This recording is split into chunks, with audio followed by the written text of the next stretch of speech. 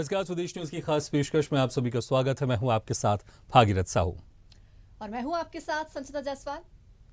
तो भारत की अध्यक्षता में G20 शिखर सम्मेलन 2023 का आगाज हो चुका है। नई दिल्ली स्थित भारत मंडपम में प्रधानमंत्री नरेंद्र मोदी दुनिया भर से आए राष्ट्र प्रमुखों और प्रतिनिधियों का गर्मजोशी से स्वागत किया। वैश्विक अर्थव्यवस्था में करीब 80% से अधिक का प्रतिनिधित्व करने वाले समूह G20 के शिखर सम्मेलन की अध्यक्षता करना भारत के लिए बड़े गर्व का मौका है। सबसे पहले बात शिखर पर भारत की। इस बार G20 शिखर सम्मेलन की मेजबानी कर रहे भारत की G20 के अन्य स्थायी सदस्यों से तुलना करें तो वैश्विक जीडीपी में हिस्सेदारी के मामले में भारत अमेरिका और चीन के बाद तीसरे नंबर पर है। बिल्कुल भागीरथ जी, जिस तरीके से देखा जाए भारत की क्षमता दुनिया देख रही है। आज G20 शिखर सम्मेलन की आज से शुरुआत हो गई है। 20 देश यहां पर शामिल हुए हैं और खास बात यह कि अब अफ्रीकन को भी नया मेंबर के रूप में स्वीकार कर लिया गया है। लंबे समय से जो है भारत इस पर चर्चा कर रहा था, मांग कर रहा था और अब अफ्रीका को भी नया मेंबर बनवाया है। यानी कि अब से G20 की जगह G21 नाम से इस शिखर सम्मेलन को जाना जाएगा। बिल्कुल, हालांकि इसमें अभी भी थोड़ी सी कश्मकश है कि क्या G21 होगा या G20 रहेगा। हालांकि एक नए देश के जुड़ने से इसकी ताकत और बढ़ गई, क्योंकि इसमें कोई शक नहीं, क्योंकि अगर ग्लोबल इकोनॉमी की बात करें तो इसमें हिस्सेदारी भारत की अगर बात करें तो 3.54% है। और अगर ग्लोबल अगर हम G20 की बात करें तो कम से कम 70% से ज्यादा इसमें हिस्सेदारी जाती है। तो इसमें जो भी डिसीजन लिया जाएगा, जिस तरह से भी चर्चा की जाएगी और जो भी इसमें निकलकर सामने आएगा, उसका असर पूरी दुनिया पर पड़ेगा, चाहे वो देश G20 का हिस्सा हो या नहीं हो। इसलिए इस G20 की मीटिंग को बहुत अहम माना जाता है संचिता। और इसमें राष्ट्र प्रमुख, बड़े बड़े देशों के राष्ट्र प्रमुख आए हैं। बात करें अमेरिका की, बात करें कल जिस तरह से अमेरिका के राष्ट्रपति आए, जो बाइडेन आए, और उनका स्वागत किया गया जबरदस्त। और बड़े बड़े दूसरे देशों के राष्ट्राध्यक्ष यहां पर आए हुए हैं। और कहीं ना कहीं भारत के लिए एक बहुत बड़ी, एक इंपॉर्टेंट की बात है, क्योंकि इस G20 समिट के बाद कहीं ना कहीं भारत लगातार जो हम विश्व गुरु की बात करते हैं उसी दिशा में आगे बढ़ता जा रहा है। और देखना होगा कि इस G20 में जो भी बातचीत होगी और इसका जो भी एक समाधान निकलेगा, क्योंकि अर्थव्यवस्था को लेकर इस G20 की शुरुआत की गई थी जब एशिया में जब आर्थिक संकट था 1999 में। लेकिन उसके बाद 2007 में जब पूरे विश्व में आर्थिक संकट छाया तो फिर दूसरे देशों को भी इसमें शामिल किया गया और धीरे धीरे बढ़ते बढ़ते आज इसमें 20 देश शामिल हो चुके हैं। और जो आपने जिक्र किया अफ्रीका का, अब इसके बाद 21 देश हो गए। तो अब इसकी ताकत बहुत बढ़ गई है और इसी पर हम लगातार चर्चा करेंगे। और हमारे साथ मौजूद हैं स्वदेश न्यूज के managing editor RP Shrivastava sir. RP sir, अगर हम सबसे पहले अगर देखें जिस तरह से G20 की अब शुरुआत हो चुकी है, बैठकों का दौर लगातार चल रहा है, हालांकि पिछले बहुत महीने से चल रहा है, लेकिन राष्ट्राध्यक्ष जो उनकी मीटिंग है अब शुरू हुई है। तो भारत के परिप्रेक्ष्य की बात करें, कितना अहम है और जब ये बैठक खत्म होगी उसके बाद भारत और कितना मजबूत होकर निकलेगा। मैं भारत का जिक्र इसलिए भी कर रहा हूं कि जब प्रधानमंत्री नरेंद्र मोदी संबोधित कर रहे थे तो उनके पोडियम में भारत भी लिखा हुआ था। देखिए भागीरथ जी, जो अभी आप देख रहे हैं G20 का 18वीं बार इसका समिट हो रहा है और चूंकि इसकी मेज़बानी भारत कर रहा है तो निश्चित रूप से भारत को अपने यहाँ की कल्चर, यहाँ का टूरिज़्म, यहाँ का आर्थिक डेवलपमेंट, तमाम चीज़ों को फोकस करने का एक मौका मिल गया। आपने देखा होगा कि लगभग साल भर से प्रक्रिया चल रही है, जगह जगह बैठकें हो रही हैं G20 को लेकर के। वहाँ के डेलीगेट्स आ रहे हैं, वहाँ के अभी के हाल में जो चल रहा है इसका, वहाँ कई राष्ट्रों के राष्ट्राध्यक्ष भी आ चुके हैं, खास करके अमेरिका, ब्रिटेन। आपने देखा होगा कि किस तरह से अगवानी किया गया है अपने देश में लोगों को। तो एक तरह से अपने यहाँ की जो संस्कृति, अपने यहाँ की जो अपने यहाँ का जो डेवलपमेंट है, तमाम चीज़ों को फोकस करने का मौका भारत को मिला है। आरपी सर, एक चीज मैं भी आपसे पूछना क्या समझना चाहूंगी। जिस तरीके से अभी भागीरथ जी ने भी कहा कि पोडियम पे भारत लिखा गया है, ये तब हुआ जब तमाम मेहमान आ चुके थे, सम्मेलन जारी था और देशों के जो राष्ट्राध्यक्ष हैं उनका आने का सिलसिला भी जारी था। सभी के सामने नेम प्लेट बदली गई। इंडिया अभी तक लिखा जाता था, उस नेम प्लेट को हटाया गया और सभी के सामने भारत रखा गया। क्या प्रदर्शित करने की कोशिश की गई? नहीं, देखिए संचिता जी, आपने देखा होगा, इंडिया हो या भारत हो, भारत को हमेशा भारतीयता के रूप में लिया गया है। पूरी दुनिया के लोग जानते हैं कि भारत एक ऐसा देश है, उनको समझते हैं, जानते हैं। ये हमारी संस्कृति, हमारी प्राचीन परंपराओं से जुड़ा हुआ है। ये नाम जो है हमारे देश के जेहन में है। तो निश्चित रूप से अगर प्रधानमंत्री ने भारत, जो वहाँ पर पोडियम पर भारत नाम दिया गया है, तो ये इसमें कोई आश्चर्यजनक बात नहीं है, कोई आश्चर्य करने वाली बात नहीं है। बात ये होती है कि भारत को किस तरह से जगह जगह पर पूरी दुनिया में बताया जाए। हमारा जो है प्राचीन काल में आप देखे होंगे कि जो है इसका नाम कैसे पड़ा। इंडिया नाम बाद में आया, भारत नाम पहले था। तो हमें भारतीयता पर गर्व है और हमारी संस्कृति पर गर्व है, इसलिए भारत नाम देना कोई बहुत ही अप्रत्याशित नहीं है, पहले भी रहा है। लेकिन सवाल है कि जैसे ऐसे समिट होते हैं वहाँ पर क्या होता है, भारत का एक नाम इंडिया भी है और इंडिया को भी फोकस किया जाता है। लेकिन जहाँ पर ये देखिए, आपने देखा भारत मंडपम, मंडप भी भारत का ही बनाया गया। तो इस तरह से एक जो है अपनी कल्चर, अपने जो प्राचीन धरोहर और तमाम चीज़ों को दुनिया के सामने पेश करने की कोशिश की गई है। और शायद यही वजह है कि इस नाम को इतने फोकस किया जा रहा है। और भी कारण, दूसरे कारणों पर हम नहीं जाते, लेकिन जहाँ तक हम भारतवासी हैं, हम कहते हैं भारतवासी हैं, सबसे पहले भारतवासी, तो हम ये कहते हैं भारत को जितना फोकस किया जाए उतना ही अच्छा होगा। बिल्कुल बिल्कुल आरपी सर, इसमें कोई शक नहीं है। क्योंकि अगर भारत की बात करें तो उसमें क्या, अगर भारत की बात करते हैं कल्चर उसमें दिखाई देता है। इंडिया में हमें बहुत सारी चीज़ें दिखाई देती हैं, विकास दिखाई देता है, डेवलपमेंट दिखाई देता है। लेकिन अगर हम बहुत समय से, हज़ारों साल पहले के कल्चर की बात करें तो जब भी भारत बोलते हैं एक बहुत ही व्यापक दिखाई देता है और उसमें बहुत सारी चीज़ें उसमें शामिल होती है। इसलिए अक्सर अखंड भारत की बात भी होती है। हमारे साथ जुड़ी हुई है एसोसिएट एडिटर मुक्ता पाठक जी। मुक्ता जी, G20 की बैठकों की शुरुआत तो कई लंबे समय से चल रही है, कई महीने हो चुके हैं, लेकिन राष्ट्राध्यक्षों का आना अब शुरू हो गया है। दिल्ली सचकर पूरी तरह से तैयार है और उसमें अब मीटिंग चल रही है। अगर मैं आपके एक नज़रिए से देखूं तो G20 की जो बैठक हो रही है, जो उसकी सारी जो तैयारियां हैं, किस तरह से तैयारियों के साथ हम अपने भारत को प्रदर्शित कर रहे हैं और इस बैठकों के बाद भारत की क्या एक छवि निकल के सामने आ सकती है?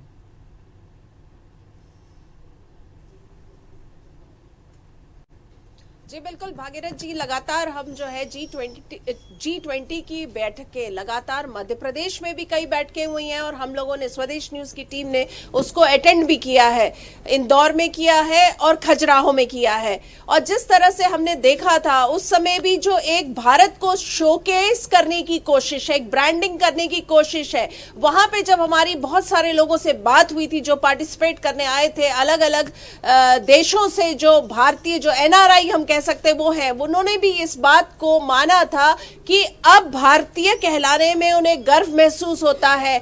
प्रधानमंत्री नरेंद्र मोदी का एक जो ग्लोबल लीडर का स्टेचर है, उसके कारण जो भारत की पोजीशनिंग हुई है वर्ल्ड में, वो एक बहुत पॉजिटिव वे में हुई है, बहुत अच्छी ब्रांडिंग हुई है। इससे पहले भारत के लोगों को कहीं ना कहीं हीन भावना से कहीं ना कहीं देखा जाता था, लेकिन अब उनको बहुत तरीके से या एक लेवल पे देखा जाता है, समकक्ष के रूप में देखा जाता है। तो कहीं ना कहीं एक प्राउड की फीलिंग है। और जिस तरह से G20 को भारत होस्ट कर रहा है, मध्य प्रदेश में भी कई मीटिंग्स हुई हैं जो हम लोगों ने देखा, और जिस तरह से भारत को शोकेस किया जा रहा है, अभी जिस तरह से दिल्ली पूरी तरह से तैयार है इस समिट के लिए, और जिस तरह से लगातार हम देख रहे हैं कि US के प्रेसिडेंट आए हैं, UK के प्राइम मिनिस्टर आए हैं और तमाम जो कंट्रीज से लोग आए हैं, तो देखिए आप इंडिया को, भारत को हम लोगों ने कितने अच्छी तरीके से शोकेस किया है। बिल्कुल, इसमें कोई शक नहीं, क्योंकि एक बहुत बड़ा ये कार्यक्रम है और भारत उसकी मेज़बानी कर रहा है। कई बड़े बड़े देशों के राष्ट्राध्यक्ष आए। अगर मैं पाकिस्तान की बात करूं, पाकिस्तान में एशिया कप नहीं हो रहा है क्योंकि वहां पर सुरक्षा की दृष्टि से वहां पर कोई भी कंट्री जाना पसंद नहीं कर रही है। और इसी बीच में अगर भारत बड़े बड़े राष्ट्राध्यक्षों का वेलकम कर रहा है और G20 की मेज़बानी कर रहा है, आरपी सर, जहां पर भारत एशिया कप की मेज़बानी नहीं कर पा रहा है, लेकिन भारत इतने बड़े कार्यक्रम का आयोजन कर रहा है, कहीं ना कहीं भारत की सुरक्षा तंत्र को मजबूती दिखाई देती है। और दूसरी अगर बात करूं कि हमारे पास एक मौका था, क्योंकि जो मेज़बान होता है वो अपने मेहमानों को बुला सकता है। तो हमने बांग्लादेश को हमने इन्वाइट किया है, हमने सिंगापुर को इन्वाइट किया और हमने कुछ और कंट्री को इन्वाइट किया। लेकिन पाकिस्तान इस वक्त कहीं ना कहीं उसको ये बात तो खल रही होगी कि पड़ोसी देश होने के बाद हम एशिया कप नहीं करवा पा रहे हैं, लेकिन भारत G20 की मेज़बानी कर रहा है और उसने हमने मेहमान के तौर पर बुलाया भी नहीं है।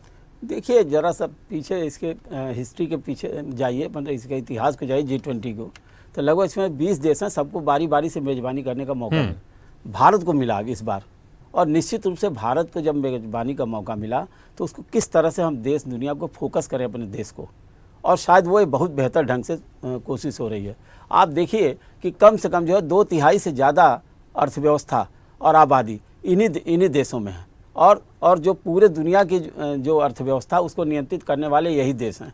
तो निश्चित रूप से भारत जो है जिस तरह से अपने आप को प्रोजेक्ट कर रहा है और आज विश्व की जो 5वीं सबसे बड़ी इकोनॉमी है, तीसरे का दावा किया जा रहा है हमारी ओर से, और ऊपर वाला चाहेगा तो हम विश्व की तीसरी बड़ी अर्थव्यवस्था हो जाएंगे। तो ये सब तब होता है जब देखिए इसमें व्यवसाय जुड़ेगा, इसमें संस्कृति का आदान प्रदान होगा, इसमें भारत के बारे में जानने का मौका मिलेगा। और शायद इस बार G20 में जिस तरह से सरकार ने जो अपने देश को जिस तरह से प्रेजेंट करने का काम किया, दुनिया में एक तरह से एक अपनी पहचान तो हमारी पहले से है, लेकिन एक बड़ी पहचान के रूप में भारत उभर के सामने आ रहा है। और जो भागीरथ जी ये बात तो ये भी जानने की कोशिश करना होगा कि ये जहाँ तक जनसंख्या है, आप हमारी देखिए बहुत बड़ी जनसंख्या वाला हमारा देश है। आज की डेट में लगभग 140 करोड़ लोग हैं, जिसमें युवाओं की आबादी बहुत ज़्यादा है। तो युवाओं का इन्वॉल्वमेंट हो रहा है इस G20 में, जो हमारे लिए बहुत ही आगे चल के बहुत ही बेहतर होगा और बेहतर परिणाम आएंगे देश के लिए। आरपी सर, एक चीज मैं भी आपसे समझना चाहती हूँ। आज सुबह जब प्रधानमंत्री नरेंद्र मोदी ने स्पीच दी थी, तब उस दौरान एक वाक्य का उन्होंने जिक्र किया था कि दुनिया में भरोसे का संकट पैदा हो रहा है। हालांकि उन्होंने खुद ही स्पष्ट किया कि ये भरोसे का संकट विश्वास से दूर होगा। तो क्या हम कह सकते हैं कि भारत के प्रति लोगों में जो विश्वास है वो अब आंख बंद करके हो रहा है? नहीं, देखिए मैं आपको बताऊं कि भारत में जो संचिता जी विश्वास बढ़ने की बात है, निश्चित रूप से दुनिया में जहां बहुत सारे देशों में अस्थिरता है, भारत एक तरह से भरोसे के लायक देश बन चुका है। आज बहुत सारे फॉरेन इन्वेस्टमेंट तमाम लोग आए। भारत एक बहुत बड़ा बाजार है दुनिया के लिए, और यहाँ पर बहुत सारी चीज़ें आ रही हैं। खास करके जिस तरह से अब हम ये नहीं कह सकते मेक इन इंडिया नहीं बोल सकते, मेक इन भारत बोल दें, लेकिन ये सारी चीज़ें अगर भारत के परिदृश्य में लाया जाएगा तो निश्चित रूप से एक तरह से आप देखेंगे कि पूरा का पूरा सिनेरियो बदलेगा। मुक्ता जी, एक सवाल मेरा भी आपसे। जिस तरीके से देखा जाए व्यापार की बात यहाँ पर हुई है कि भारत एक व्यापारिक स्तर पर भी बहुत ज्यादा जो है बढ़ गया है, तो क्या लगता है आपको, क्योंकि अफ्रीका को भी अब शामिल किया है, तो अफ्रीका से हथियार से संबंधित काफी ज्यादा बड़ा व्यापार है, अमेरिका से भी व्यापार लगातार भारत का बढ़ रहा है, तो व्यापारिक स्थिति मजबूत होगी बहुत ज्यादा?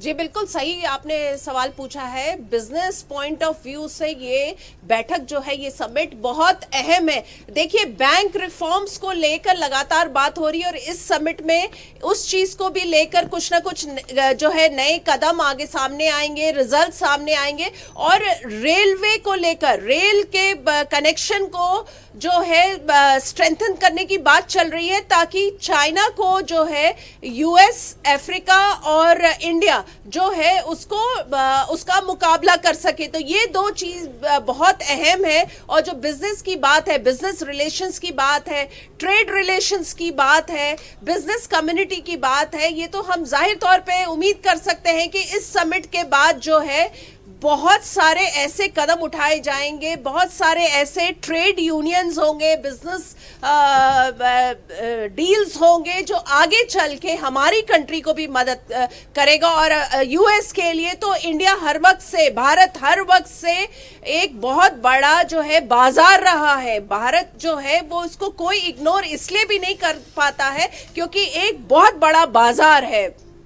बिल्कुल मुक्ता जी, जिस तरह से भारत सबसे बड़ा एक लोकतंत्र देश है, जहाँ पर जिसकी संख्या है, जनसंख्या, ये इसकी ताकत है।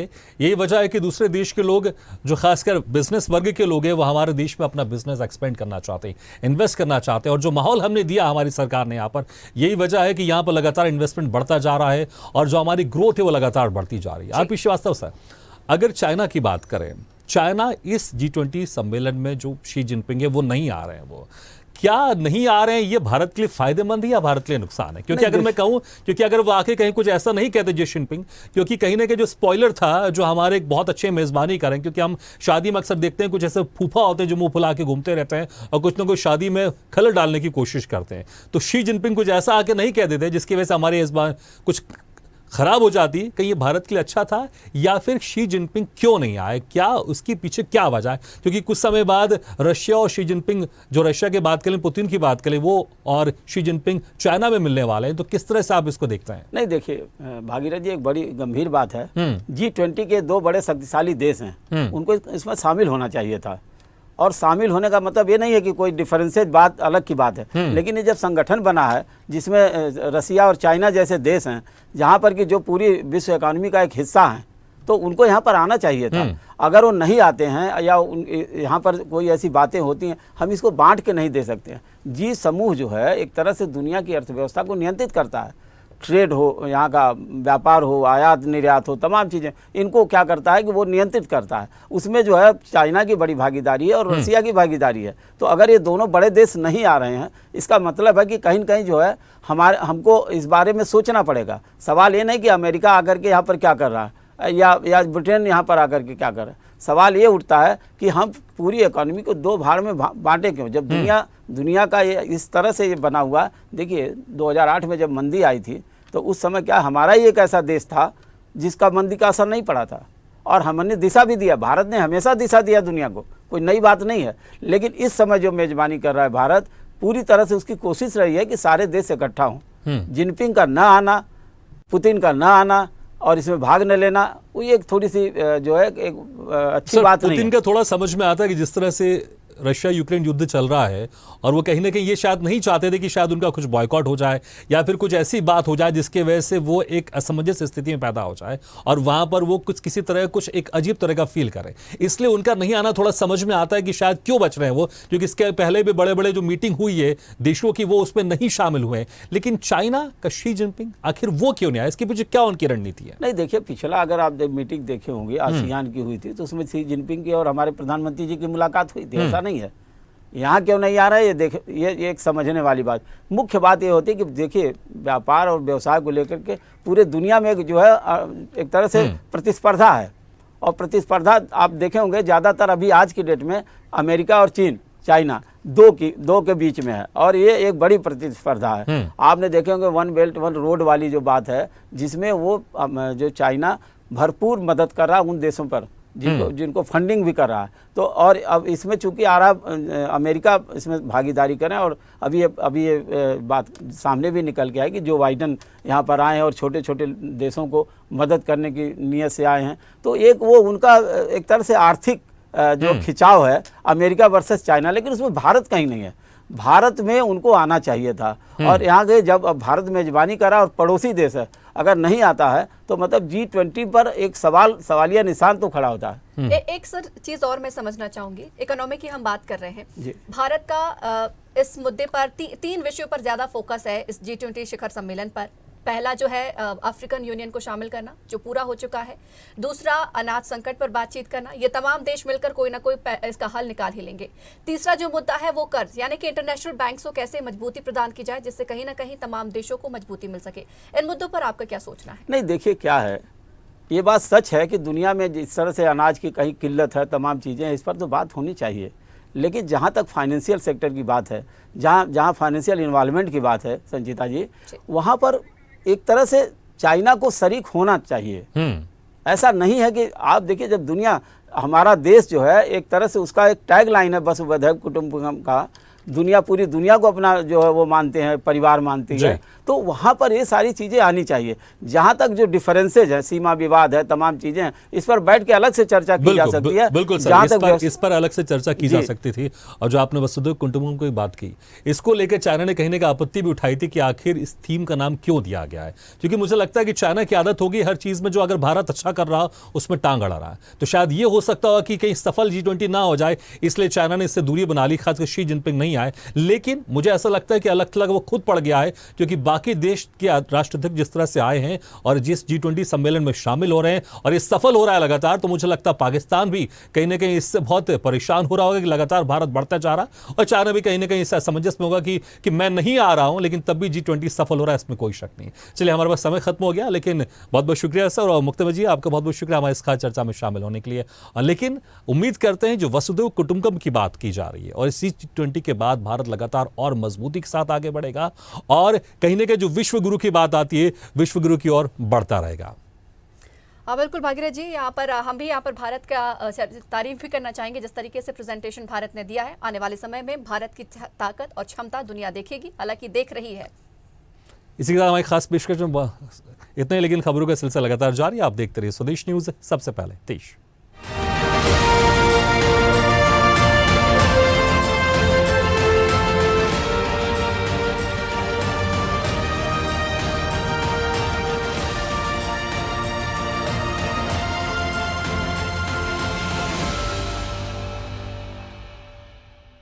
आपको हमारा वीडियो पसंद आया तो लाइक, शेयर, कमेंट, सब्सक्राइब करें, बेल आइकन का बटन दबाएं, हमारी वेबसाइट स्वदेशलाइव.com पर जाना ना भूलें।